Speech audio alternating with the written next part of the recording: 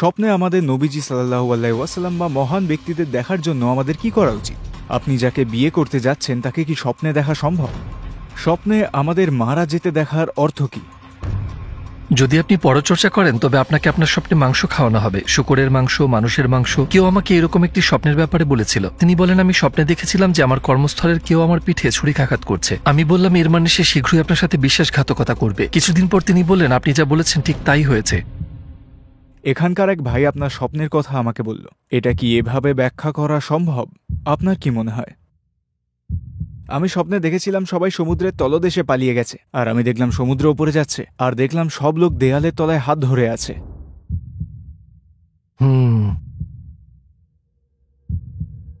এটার কি কোনো অর্থ আছে বলে মনে হচ্ছে নাকি? হ্যাঁ, এর অর্থ আছে, কিন্তু আপনি কখন এবং কিভাবে স্বপ্নের ব্যাখ্যা করতে শিখলেন?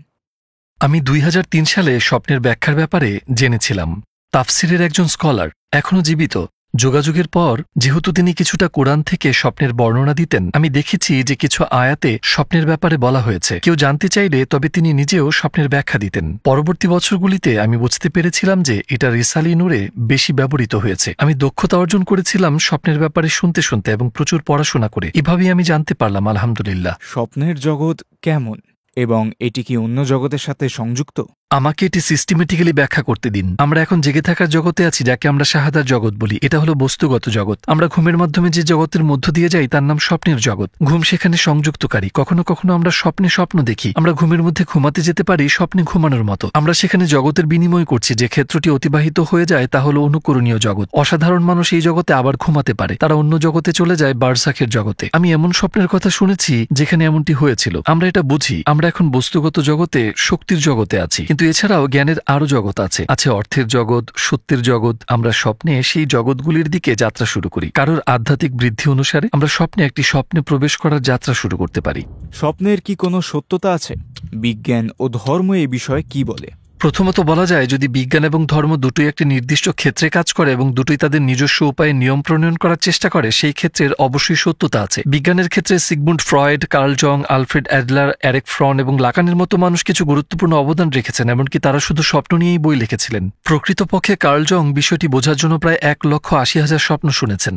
বিজ্ঞানের ক্ষেত্রে এই হলো অবস্থা। আমরা যখন ধর্মের ক্ষেত্রে দেখি, নবীগণ, বিশেষ করে দাউদ আলাইহিসসালাম, তিনি একজন স্বপ্ন বিশারদ ছিলেন। এমনকি এটি সম্পর্কে তার একটি বইও রয়েছে। ইউসুফ আলাইহিসসালাম, সুলাইমান আলাইহিসসালাম এবং আমাদের নবীজি সাল্লাল্লাহু আলাইহি ওয়াসাল্লামও স্বপ্নের ব্যাখ্যা করেছেন। নবীজি সাল্লাল্লাহু আলাইহি ওয়াসাল্লামের পর আবু বকর রাদিয়াল্লাহু আনহু, তারপর আবু বকর রাদিয়াল্লাহু আনহু এর কন্যা আসমা স্বপ্নের ব্যাখ্যা করতেন। সাইদ ইবনে আল মুসাইয়াব, মোহাম্মদ এমিন সেভিন, আব্দুল গানি নাবলুসি এবং অবশেষে বেদিউজ্জামান সাইদ আল নুরসি স্বপ্নের ব্যাখ্যার জন্য বিখ্যাত। এগুলো দ্বারা বোঝা যায় যে এই ক্ষেত্রে সত্যতা আছে। যদি এই ক্ষেত্রের কোনো সত্যতা না থাকতো তবে স্বপ্নের ব্যাপারটায় সবাই এতটা সময় নিয়ে গবেষণা করত না। আমি কিভাবে বুঝবো স্বপ্নটা শয়তানের পক্ষ থেকে নাকি আল্লাহর পক্ষ থেকে?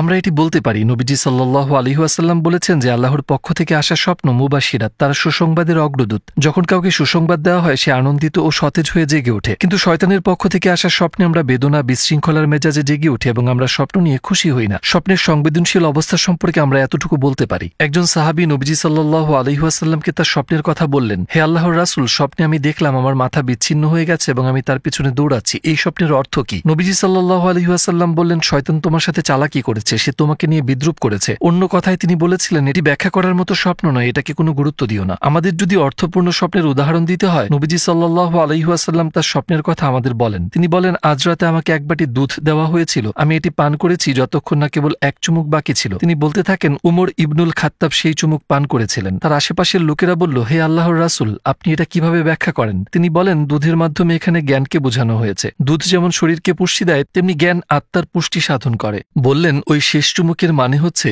উমর জ্ঞানের সামান্য অংশ পাবে। এখানে দুধের প্রতি কি অর্থ আছে এটি উল্লেখ করা হয়েছে এই হাদিসে এবং মিরাজ সম্পর্কিত হাদিসে। আরেকটি বিষয় হলো একজন ব্যক্তির সত্য স্বপ্ন দেখা। আবার আমাদের নবীজি সাল্লাল্লাহু আলাইহি ওয়াসাল্লামের সতর্কবাণী, যার সব কথা সত্য সেসব সত্য স্বপ্ন দেখে। মানুষটি যতই সত্যের পথে এগিয়ে যায় তার স্বপ্নও ততই সত্য হয়। আমরা যেমন বলেছি, স্বপ্ন হলো সত্যের যাত্রা। মানুষদের সত্যের পথে এগিয়ে যাওয়ার শর্ত হলো ন্যায়পরায়ণতার অগ্রগতি। স্বপ্ন কি আমাদের ভবিষ্যতের কথা বলে? এর বেস্ট উত্তর হলো সূরা ইউসুফ। রাজার স্বপ্ন, এমনকি বন্দীদের স্বপ্ন, সবগুলো স্বপ্ন ছিল ভবিষ্যৎ সম্পর্কে। ইউসুফ আলাইহিসসালাম স্বপ্নের বিষয়বস্তু থেকে সেগুলো ব্যাখ্যা করেছিলেন একজন বন্দীর মুক্তি এবং একজন বন্দীর মৃত্যুদণ্ড হিসাবে। আগামী 14 বছর মিশর যে অবস্থার মধ্যে থাকবে, রাজার স্বপ্ন থেকেও সেটা ব্যাখ্যা করা হয়েছিল। এগুলো দেখায় যে কিছু স্বপ্ন আমাদের ভবিষ্যতের কথা বলে। আপনাদের একজন তার স্বপ্নের কথা বলেছেন, আমি স্বপ্নে দেখেছিলাম যে আমার কাজের জায়গায় কেউ আমার পিঠে ছুরিকাঘাত করছে। আমি বললাম ওই ব্যক্তি শীঘ্রই তার কথার মাধ্যমে বিশ্বাসঘাতকতা করবে, তার কথাগুলো হবে ছুরিকাঘাতের মতো। কিছু সময় কেটে গেল, তিনি বললেন আপনি যা বলেছিলেন ঠিক তাই হয়েছে। দেখা যায় কিছু স্বপ্ন আমাদের ভবিষ্যৎ এবং ভবিষ্যতের ঘটনা সম্পর্কে বলে। এটা বলা হয় যে আপনার স্বপ্নের ব্যাপারে কাউকে বলবেন না। আমাদের স্বপ্নের ব্যাপারে কি কাউকে বলা উচিত না? অন্য কথায় কোনো জ্ঞান নেই এমন কাউকে আমাদের স্বপ্ন বলার কোনো ক্ষতি আছে? আমাদের নবীজি সাল্লাল্লাহু আলাইহি ওয়াসাল্লাম এই বিষয়ে বলেছেন। তিনি বললেন তোমার স্বপ্নের কথা ধার্মিকদের কাছে বলো, তোমাদের শুভাকাঙ্ক্ষী এবং যারা এই ব্যাপারে জ্ঞান রাখে তাদের বলো। এতে বোঝা যায় যে স্বপ্ন সবাইকে বলার জন্য নয়, এবং যেহেতু অজ্ঞ লোকেরা সাধারণত স্বপ্নের ব্যাখ্যা করে আক্ষরিকভাবে, বেশিরভাগই নেতিবাচকভাবে, তারা অন্যদের হতাশ করে ফেলতে পারে। এটা এমনকি উদ্বেগের কারণ হতে পারে। এই বিষয়টি প্রমাণ করতে দ্বিতীয় উসমান একটি স্বপ্ন দেখেছিলেন। এই স্বপ্নে আমাদের নবীজি সাল্লাল্লাহু আলাইহি ওয়াসাল্লাম তাকে চর মেরেছিলেন। স্বপ্নটি দেখার পর তিনি জেনিসারিস গিল্ড বন্ধ করার পরিকল্পনা ত্যাগ করেন। লালাস এবং সেযুগের লোকেরা এই স্বপ্নটিকে একটি শুভ লক্ষণ হিসেবে ব্যাখ্যা করার চেষ্টা করেছিলেন, যা আসলে এমনটা ছিল না। নবী সাল্লাল্লাহু আলাইহি ওয়াসাল্লাম স্বপ্নটিতে তাকে গুরুত্ব সহকারে সতর্ক করেছিলেন যখন তিনি বলেছিলেন তোমার ইচ্ছা ত্যাগ করো। দ্বিতীয় উসমান তার উদ্দেশ্যে অটল ছিলেন, যার কারণে তাকে মৃত্যুদণ্ড দেওয়া হয়েছিল। স্বপ্নের ব্যাপারে জ্ঞানী বা ভালো উদ্দেশ্য সম্পন্ন মানুষদের বলা উচিত, সেগুলো সতর্কতা বা চ্যালেঞ্জের মতো মনে হলেও। আপনি যাকে বিয়ে করতে যাচ্ছেন তাকে কি স্বপ্নে দেখা সম্ভব? হ্যাঁ, এটা সম্ভব। আমি উদাহরণ হিসেবে আমারটা দিতে পারি। আমি হাই স্কুলে ছিলাম, সম্ভবত 1994-95 সালে। আমি এক মহিলাকে স্বপ্নে দেখেছিলাম, তিনি আমার বামে ছিলেন, তিনি আমার চেয়ে খাটো ছিলেন। আমি তাকে জিজ্ঞেস করলাম আপনি কি জানেন মুকাদ্দির কি? এটাই মজার বিষয় হলো মুকাদ্দির শব্দটি জাওশান দুয়ার 26তম অধ্যায়ে রয়েছে। এটি 26তম অধ্যায়ের দ্বিতীয় অংশে রয়েছে। দ্বিতীয় মাসের 26 তারিখে আমার বিয়ে হয়, আর আমার স্ত্রী আমার চেয়ে খাটো। আমি তাকে আগে দেখেছি, কিন্তু পরে বুঝতে পেরেছি। আপনি জানেন যে স্বপ্নটি আসলে আমার জন্য একটি ইশারা ছিল। প্রতিটা স্বপ্নের কি একটা অর্থ আছে? স্বপ্নে আমাদের জন্য কি ধরনের অর্থ থাকতে পারে? আমরা কিভাবে জানবো কোন অর্থটি সত্য? আসলে প্রতিটি স্বপ্নের স্বকীয় একটা অর্থ রয়েছে। কতটা গুরুত্বপূর্ণ সেটাই আসলে ব্যাপার। প্রতিটা স্বপ্নের নিজস্ব অর্থ আছে। আপনি তৃষ্ণার্ত এবং আপনি স্বপ্নে দেখলেন যে আপনি পানিতে, এটি একটি লক্ষণ যে আপনি তৃষ্ণার্ত। এটা তুচ্ছ ব্যাপার, কিন্তু সত্যিকারের স্বপ্নে ব্যক্তির জন্য সতর্কতা রয়েছে এই জীবন এবং পরকালের জীবনে আধ্যাত্মিকভাবে। ইবনে আরাবী স্বপ্নকে 3 ভাগে ভাগ করেছেন: সতর্কীকরণ স্বপ্ন, শিক্ষামূলক স্বপ্ন এবং সুসংবাদের স্বপ্নের লক্ষণ। আল্লাহ আমাদের এইভাবে বার্তা পাঠান। আমাদের ভুল হলে তিনি আমাদের সতর্ক করেন। উদাহরণস্বরূপ, যদি আপনি পরচর্চা করেন তবে আপনাকে স্বপ্নে মাংস খাওয়ানো হবে, শুকরের মাংস, মানুষ, সব ধরনের স্বপ্ন থাকবে। আপনি যখন ঠিক কিছু করেন, ধরুন আপনি আয়াতগুলি পড়ে উপভোগ করেছেন তাদের অলৌকিকতা, আপনি যদি সঠিক পথে থাকেন তবে আপনার স্বপ্নে আপনাকে মধু খাওয়ানো হবে। এটি একটি ভালো খবরের স্বপ্ন। কখনো কখনো আপনাকে স্বপ্নে দেখানো হবে, আপনাকে সত্য শেখানো হবে। এসব ঘটনা ঘটতে পারে। একজন ব্যক্তি আছেন, আল্লাহ বলেছেন আমি চাই তুমি উন্নত হও, বিশেষ করে এই বিষয়ে এবং অন্যান্য বিভিন্ন ব্যাপারে। বিশেষ করে বিজ্ঞানীরা এমন স্বপ্ন দেখেছিলেন। উদাহরণস্বরূপ ইলিয়াস হাউ, যিনি সেলাইয়ের সুই এবং সেলাই মেশিন আবিষ্কার করেছিলেন, তিনি একটি স্বপ্ন দেখেছিলেন। তিনি যন্ত্রটি তৈরি করেছিলেন কিন্তু সুইয়ের ব্যাপারটি পারেননি। তিনি অনেকদিন ধরে চিন্তা করেছিলেন কিন্তু তা চূড়ান্ত করতে পারেননি। এক রাতে তিনি একটি স্বপ্ন দেখেছিলেন যাতে একজন স্থানীয় আমেরিকান তাকে তাড়া করছে। যখন তাকে তাড়া করা হচ্ছিল তখন সে একটি প্যারেকের উপর পাড়া দিল। প্যারেকের মাথা তার পায়ের মধ্যে ঢুকে গেল এবং শেষটুকু বাইরে বের হয়ে গেল। সে হাঁটার চেষ্টা করলো কিন্তু পারল না। সে মনে মনে বলল আমার কি করা উচিত? আমার এই প্যারেকটা বের করা দরকার। আমার পেরেকের শেষ মাথায় ছিদ্র করা উচিত। তার স্বপ্নে তিনি পেরেকের শেষ মাথায় ছিদ্র করে এটি টানলেন এবং স্বস্তি অনুভব করলেন। তারপর ঘুম থেকে উঠে বললেন আমি পেয়েছি। এভাবেই সুই আবিষ্কৃত হয়েছে। আপনি যদি কখনো একটি সেলাই মেশিন দেখেন, সেলাইয়ের সূচগুলি এমনই হয়। এটি আসলে একটি শিক্ষামূলক স্বপ্ন।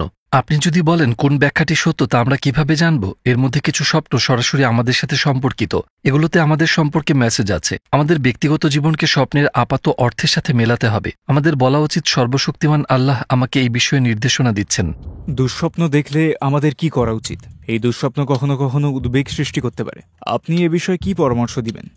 দুঃস্বপ্নের শ্রেণীবিভাগ আছে। এর মধ্যে আছে শয়তানি স্বপ্ন, আছে স্বতন্ত্র স্বপ্ন। তাদের মধ্যে কিছু আসে আল্লাহর পক্ষ থেকে। যাই হোক, আল্লাহর পক্ষ থেকে আসা এই দুঃস্বপ্ন সম্পর্কে আমাদের জানায় আমাদের নিজেদের মধ্যকার গভীর সমস্যা সম্পর্কে। আমি নিজে এমন স্বপ্ন দেখেছি। হ্যাঁ, আমি ভয় বা আতঙ্কে জেগে উঠেছি, কিন্তু এর মানে এই নয় যে স্বপ্নটা দুঃস্বপ্ন।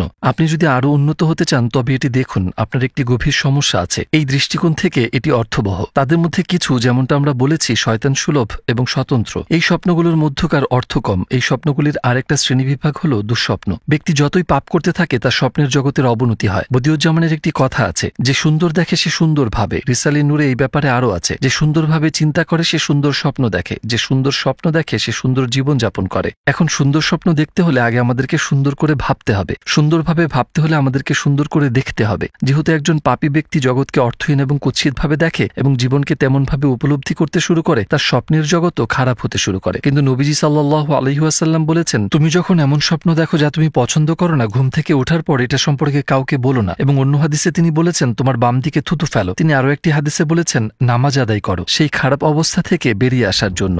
স্বপ্নে আমাদের নিজেদেরকে মরতে দেখার অর্থ কি? কখনো কখনো যদি আমরা আধ্যাত্মিকভাবে খারাপ বোধ করি, আমরা হতাশ হতে পারি। এটি একটি নিদর্শন যে আমরা আমাদের মনে কষ্ট অনুভব করছি। আপনার মন না চাইলেও করতে হয়। দ্বিতীয় ব্যাখ্যা হলো, আমরা যদি সঠিক পথে থাকি তবে এই পৃথিবীতে মারা যাই এবং পরকালে পুনর্জীবিত হই। আমাদের চোখে এই দুনিয়ার কোনো অর্থই নেই, কারণ মরে যাওয়া মানে জগতের পরিবর্তন। জগৎ পরিবর্তনের অর্থ ধ্বংস হওয়া নয়, বরং একটি উন্নত জগতে চলে যাওয়া। আমাদের গুরু বলেছেন, বারজাখের জগৎ পৃথিবীর চেয়ে উত্তম, পরকালের জগৎগুলো বারজাখের জগতের চেয়ে উত্তম। প্রকৃতপক্ষে আমরা একটি উন্নত জগতে চলে যাচ্ছি। এই প্রসঙ্গে ব্যক্তির মেজাজ অনুসারে মৃত্যুকে ভিন্নভাবে ব্যাখ্যা করা হয়। যদি সে হতাশ হয় তার মানে সে আরও খারাপ হয়ে যাচ্ছে, যদি সে সুখী হয় তার মানে সে আরও ভালো থাকবে। আমরা কিছু কি চেষ্টা করতে পারি দর্শকদের জন্য ব্যাপারটি স্পষ্ট করতে? আমাদের একজন ভাই তার স্বপ্নের সম্পর্কে বলতে পারেন, এটা কি ব্যাখ্যা করা সম্ভব? আপনি কি মনে করেন? অবশ্যই সত্যি স্বপ্ন হতে হবে যা আপনাকে প্রভাবিত করেছে। আমি কয়েক মাস আগে একটি স্বপ্ন দেখেছিলাম যা এখনো আমার মনে আছে। ঠিক আছে, বলুন, ক্যামেরার সামনে আসুন। এখন আমি দেখলাম যে সবাই সমুদ্রের তলদেশে পালিয়ে গেছে, আর আমি সমুদ্রকে উপরে উঠতে দেখলাম। আমি সমুদ্রকে প্রাচীরের মতো দেখলাম, এবং আমি দেখলাম যে সব মানুষ সেই দেওয়ালে নিচে হাত ধরে আছে। আর তারপর দেখলাম সমুদ্র ফিরে এসছে এবং সবাই সেখান থেকে পালিয়ে গেছে। আর তারপর জেগে উঠলাম। আমি যা দেখলাম তা কি অর্থবহ? অবশ্যই এটা জরুরি। স্বপ্নটা কবে দেখেছিলেন? 5 বা 6 মাস হয়ে গেছে। এর কোনো অর্থ আছে? অবশ্যই এর অর্থ আছে, কিন্তু সমুদ্র নিয়ে স্বপ্ন সাধারণত বোঝায় আপনার মানসিক অবস্থা। সাধারণত যে ব্যক্তি সমুদ্র সম্পর্কে স্বপ্ন দেখে তার একটি সক্রিয় মানসিক অবস্থা থাকে। উদাহরণস্বরূপ, যাদের মন চিন্তায় পূর্ণ তারা সাধারণত সমুদ্র নিয়ে স্বপ্ন দেখে না, তারা হ্রদ দেখবে, কারণ তাদের আবেগের জগৎ সংকীর্ণ এবং ছোট। গভীরতার উপর নির্ভর করে হ্রদের আয়তন থাকতে পারে। এই অর্থে সমুদ্র গড়া এবং ছড়িয়ে পড়ার বিষয়টি মানসিক অবস্থার গুরুতর বিকাশ হিসাবে ব্যাখ্যা করা যেতে পারে। প্রাচীরের গড়ন হতে পারে একটি নিদর্শন যা একটি নির্দিষ্ট ঘটনার ক্ষেত্রে একটি মানসিক বাধাকে বোঝায়। এটি ব্যক্তিগত, এটা একজনের নিজের জগৎ সম্পর্কিত। এটা বিয়ে হতে পারে। ওটাই তো বলছিলাম, এটা কি বিয়ে হতে পারে? আমরা সবাই সেটাই ভাবছিলাম যে এটা বিয়ে হতে পারে। একজন ভাই এখানে বিয়ে করতে চান, তিনি কঠিন সময়ের মধ্যে দিয়ে যাচ্ছেন আর টাকা সঞ্চয় করছেন। তিনি বিয়ে করতে চাইছিলেন, তারপর আশা ছেড়ে দিয়ে কথা ভুলে যান। এটাই কিন্তু হতে পারে সমুদ্রে সেই জোয়ারের অর্থ তিনি তার আবেগকে ছেড়ে দেওয়ার বিষয়ে মন পরিবর্তন করেছেন। এটা কি জানা সম্ভব ঘুমোতে গিয়ে ইস্তেখারার মাধ্যমে আমার সিদ্ধান্তগুলো ভালো কি না সেটা জানা? নবীজি সাল্লাল্লাহু আলাইহি ওয়াসাল্লামের সাহাবীদের মধ্য থেকে জাবির রাদিয়াল্লাহু আনহু বলেন, রাসূলুল্লাহ আমাদের ইস্তেখারা শিখিয়েছেন যেভাবে তিনি আমাদেরকে কুরআনের সূরা শিখিয়েছিলেন। এটি দেখায় যে যখন একজন ব্যক্তি সিদ্ধান্ত নিতে পারে না কোন অপশনটি ভালো, কখনো কখনো আপনি অন্যদের সাথে পরামর্শ করেন কিন্তু সিদ্ধান্তে পৌঁছাতে পারেন না। পরামর্শ করি কিন্তু কোনো স্পষ্টতা পাই না। আমরা আল্লাহকে জিজ্ঞাসা করি যিনি অজানাকে জানেন, হে আমার প্রভু, এটা কি আমার জন্য উত্তম? এটা আমার কাছে প্রকাশ করুন। আনাস ইবনে মালিক রাদিয়াল্লাহু আনহু বলেন, রাসূলুল্লাহ সাল্লাল্লাহু আলাইহি ওয়াসাল্লাম আমাকে বললেন, 7 দিন ইস্তেখারা করো, তখন তোমার হৃদয় যেদিকে ঝুঁকবে তা তোমাকে দেখাবে কোনটা তোমার জন্য উত্তম। ইস্তেখারার নামাজও আছে। এই প্রসঙ্গে ইস্তেখারা করা উচিত। যারা আমাদের জন্য ইস্তেখারা করছে তারা যদি আল্লাহর প্রিয় বান্দা হয় তাহলে আপনাদের স্পেশালি তাদের কথা শোনা উচিত। আমি আপনাকে একটি উদাহরণ দেই। ফাতিহ মসজিদের ইমামদের একজন ওমর আকিউজ, তিনি তার নিজ শহরে ফিরে যেতে চেয়েছিলেন, কিন্তু তিনি দ্বিধায় ছিলেন, আমি যাব নাকি যাব না। তার এক পুরনো বন্ধু ছিলেন, তিনি সেই সময়ের একজন বুজুর্গ ব্যক্তি। তিনি তার জন্য ইস্তেখারা করেন। তিনি ওমরকে বলেন, আমি দেখেছি যে আপনি আপনার শহরে যাওয়ার পথে একটি গাড়ির সাথে ধাক্কা খেয়েছেন, অতএব না যাওয়াই উত্তম। তিনি শোনেননি। নিজ শহরে যাওয়ার পথে গাড়ি দুর্ঘটনায় তার মৃত্যু হয়।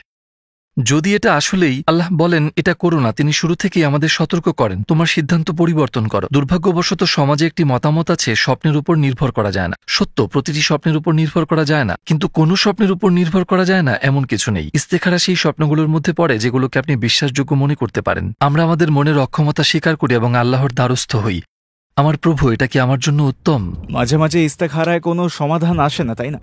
এই পরিস্থিতির জন্যই বলা হয়েছে ইস্তেখারা টানা 7 দিন ধরে চালিয়ে যান। কিছু সময় কোনো ব্যক্তি স্বপ্ন দেখতে পারে না, তাই আমরা স্বপ্নের সাথে প্রতারণা করি, আমাদের অভ্যন্তরীণ সত্তা হস্তক্ষেপ করতে পারে। তাই ইস্তেখারা অন্য কাউকে করতে হবে যে আমাদের ভালোবাসে। বাবা মা, ভাই বোন, বন্ধুরা, তাদের ইস্তেখারা বেশি সঠিক হবে। আমি যা জানি তা হলো কখনো কখনো ইস্তেখারা বন্ধ হয়ে যেতে পারে, কিন্তু পরপর 2-3 বার করলে যার ফলে নিখুঁতভাবে জানা যেতে পারে। এমনকি আপনি কিসের মধ্য দিয়ে যাচ্ছেন সে সম্পর্কেও বিস্তারিত জানা যেতে পারে। স্বপ্ন কি নিয়ন্ত্রণ করা সম্ভব? এই সম্পর্কে একটি বিখ্যাত বই আছে। প্রথম পাঠে তিনি বলেছেন, স্বপ্নে আপনার হাত দেখার চেষ্টা করুন। তিনি বলেন, স্বপ্নে আপনি নিজের হাত দেখতে পারলে আপনি নিয়ন্ত্রণ করা শুরু করতে পারেন। এখানে মনোযোগ দিন, তিনি স্বপ্ন নিয়ন্ত্রণ করেন না, স্বপ্নে নিজেকে নিয়ন্ত্রণ করেন। উদাহরণস্বরূপ, যদি আমরা বুঝতে পারি যে আমরা স্বপ্ন দেখছি, আমরা একটি প্রাচীরের মধ্য দিয়ে যেতে পারি, অথবা আমরা উড়তে পারি, আমরা এগুলো নিয়ন্ত্রণ করতে পারি, কিন্তু আমরা দৃশ্যটি পরিবর্তন করতে পারি না। আমরা কি করতে পারি আমাদের স্বপ্নে নবীজি সাল্লাল্লাহু আলাইহি ওয়াসাল্লাম বা অন্য কোনো মহামানবকে দেখার জন্য? এই প্রশ্নগুলির জন্য সর্বোত্তম উদাহরণ হল আনাস ইবনে মালিক রাদিয়াল্লাহু আনহু, যিনি 10 বছর আমাদের নবীজি সাল্লাল্লাহু আলাইহি ওয়াসাল্লামের সেবা করেছেন। তাকে জিজ্ঞেস করা হলো, আপনার স্বপ্নে কখনো কি নবীজিকে দেখেছেন তিনি মারা যাওয়ার পর? এবং তিনি বললেন, এমন কোনো রাত নেই যখন আমি তাকে দেখিনি। আপনি যদি আমাকে জিজ্ঞাসা করেন এটা কিভাবে সম্ভব, কোনো ব্যক্তি যদি নবীদের দেখতে চায় এবং আল্লাহর বিশ্বস্ত বান্দাদের স্বপ্নে দেখতে চায়, প্রথমত তাকে তাদের সম্পর্কে সবকিছু জানতে হবে, তাকে সবসময় তাদের সম্পর্কে চিন্তা করতে হবে এবং তাদেরকে ভালোবাসতে হবে। উদাহরণস্বরূপ, যদি তাদের কবর থাকে তবে তার উচিত সেগুলো জিয়ারত করা, কারণ দেহ ক্ষয়প্রাপ্ত হলেও তারা কবরে আধ্যাত্মিকভাবে জীবিত থাকে। অন্য কথা, এটি তাদের বাড়িতে দেখা করার মতো, তাকে তাদের সাথে আধ্যাত্মিক সংযোগ স্থাপন করতে হবে। আনাস ইবনে মালিকের মতো তার সাথে তার খুব দৃঢ় সম্পর্ক ছিল, এজন্য তার কথা ছিল, আমি সবসময় তার সাথে আছি।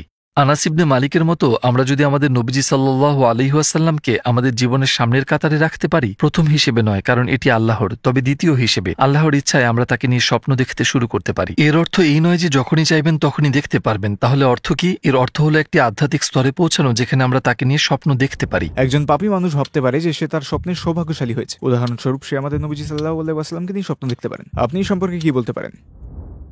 কিছু স্বপ্নে আমাদের নবীজি সাল্লাল্লাহু আলাইহি ওয়াসাল্লাম দেখা গেল সেগুলো হলো অনুপ্রেরণামূলক স্বপ্ন, আর কিছু কিছু স্বপ্ন সতর্কতামূলক। উদাহরণস্বরূপ, যদি কেউ পাপী হয়, আমার পরিচিত এক মাতাল ব্যক্তি স্বপ্নে আমাদের নবীজিকে দেখেছিলেন এবং তিনি তাকে তিরস্কার করলেন, এই জন্য কি তোমাকে এই পৃথিবীতে পাঠানো হয়েছে? লোকটি নিজেকে সামলে নিয়ে নামাজ পড়তে শুরু করল। এখন এটা কি? এটি একটি পথনির্দেশক স্বপ্ন। আপনি ভুল পথে আছেন, সঠিক পথে আসুন। যদি একজন ব্যক্তি এই সুযোগটি ব্যবহার করে তবে সে সঠিক পথ অবলম্বন করতে পারে, কিন্তু কখনো কখনো যখন একজন ব্যক্তি পাপ থেকে দূরে সরে যায় এবং ধার্মিকতার পথে চলতে শুরু করে, তিনি যে স্বপ্ন দেখেন সেগুলো হলো অনুপ্রেরণামূলক স্বপ্ন, এগুলোতে ভালো করে বোঝানো হয়। অন্য কথায়, আমাদের নবীজি সাল্লাল্লাহু আলাইহি ওয়াসাল্লাম তার মমতা দেখান। কেউ যদি আমাদের নবীজি সাল্লাল্লাহু আলাইহি ওয়াসাল্লামকে স্বপ্ন দেখে এবং যদি আমাদের নবীজি তাকে তিরস্কার করেন, আপনি ভুল করেছেন, এটি একটি বিশ্বাসযোগ্য স্বপ্ন, তাই সে তাকে নিয়ে স্বপ্ন দেখে সৌভাগ্যশালী। অন্যথায় একজন ব্যক্তির প্রশংসা প্রাপ্তির স্বপ্ন সুখের নিদর্শন নয়, বরং দুর্বলতা। এটার মানে হচ্ছে আপনি মাত্র শুরু করছেন। এটি একটি সূক্ষ্ম পার্থক্য। আপনি বলেছিলেন একজন পাপী লোক একটি স্বপ্ন দেখেছিল, তিনি সতর্কবাণী পেয়ে জীবন সংশোধন করে নামাজ পড়া শুরু করলেন। কখনো কখনো পাপী মানুষ স্বপ্ন দেখার অপেক্ষায় থাকে যে একজন জ্ঞানী বৃদ্ধ এসে তার জীবন সংশোধন করে দেবে। এসব মানুষ সম্পর্কে কি বলা যেতে পারে? তো তারা আসলে যা চায় তা হলো, আমি হাঁটতে চাই না, আমার কারোর সাথে দেখা করা উচিত যাতে তিনি আমাকে হাঁটাতে পারেন এবং তিনি যা বলবেন আমি তাই করব। ধর্মে এ ধরনের চিন্তার কোনো অবকাশ নেই। ধর্ম আমাদের বলে আপনি আপনার পছন্দ অনুযায়ী চলবেন, আপনার পছন্দের জন্য নিজেই দায়ী থাকবেন এবং আপনার পছন্দের জন্য আপনাকে পুরস্কৃত করা হবে। যখন আপনি অন্যের নির্দেশে চলবেন, যে ব্যক্তি এই আদেশ দেয় সে পুরস্কারের যোগ্য, আপনি নন, কারণ আপনি অন্য একজনকে দিয়ে ভালো কাজটি করিয়েছেন। অতএব এই ধরনের প্রত্যাশার মধ্যে প্রবেশ করার অর্থ হল মন্দের দরজা খোলা, কারণ সত্য খোঁজার দায়িত্ব সবারই, সত্যকে জানা এবং সেই অনুযায়ী জীবনযাপন করা, তার নিজের মন, তার নিজের পছন্দ এবং তার স্বাধীন ইচ্ছার সাথে। আসলে এমন স্বপ্ন দেখার আশা করা, এর অর্থ হচ্ছে শয়তানের হস্তক্ষেপের জন্য জায়গা করে দেয়া। এটা কি সম্ভব? অবশ্যই। শয়তান এবং জিন উভয়ই এই অর্থে একজন ব্যক্তিকে প্রভাবিত করতে পারে। আল্লাহ মাফ করুন, কিছু লোক যদি মনে করে যে তারা মাহদি, মসিহ বা আল্লাহ, যখন তারা জেগে ওঠে। ইতিহাসে এমন মানুষ ছিল। আমাদের সর্বদা সীমানা হচ্ছে পবিত্র কুরআন এবং সুন্নাহ। নবীদের প্রত্যাদেশ আমাদের জীবন ব্যবস্থা মাত্র। যখন কেউ বলে আমি স্বপ্ন দেখি না, এটা কি আসলেই সম্ভব? স্বপ্ন না দেখা কি সম্ভব? যে ব্যক্তি বলে আমি স্বপ্নে দেখি না, সে আসলে স্বপ্ন দেখে, কিন্তু স্বপ্ন দেখে মনে রাখতে পারে না। প্রত্যেকে একইভাবে বা অন্যভাবে স্বপ্ন দেখে, কারণ স্বপ্নের যৌক্তিকতা হচ্ছে ঘুমন্ত অবস্থায় মানুষের জ্ঞানের যাত্রার ধারাবাহিকতা। মানুষ ঘুমন্ত অবস্থায় জ্ঞানের মধ্যে যাত্রা করে। তারা অনেক কিছু দেখে, কিন্তু তারা মনে করতে পারে না। দিনের বেলা যেমন আমরা কিছু ব্যাপার মনে রাখতে পারি না, এখানেও ঠিক একই ব্যাপার। আমরা স্বপ্নে যা দেখেছি তা মনে রাখতে আমাদের সমস্যা হচ্ছে। এটির সমাধান করা যেতে পারে। আপনার চিন্তা এবং আবেগের স্তরে আপনাকে অগ্রসর হতে হবে, যেমন মনন, চিন্তা, পড়া, বিশেষ করে ইনফ্লুয়েন্সিয়াল বই পড়া।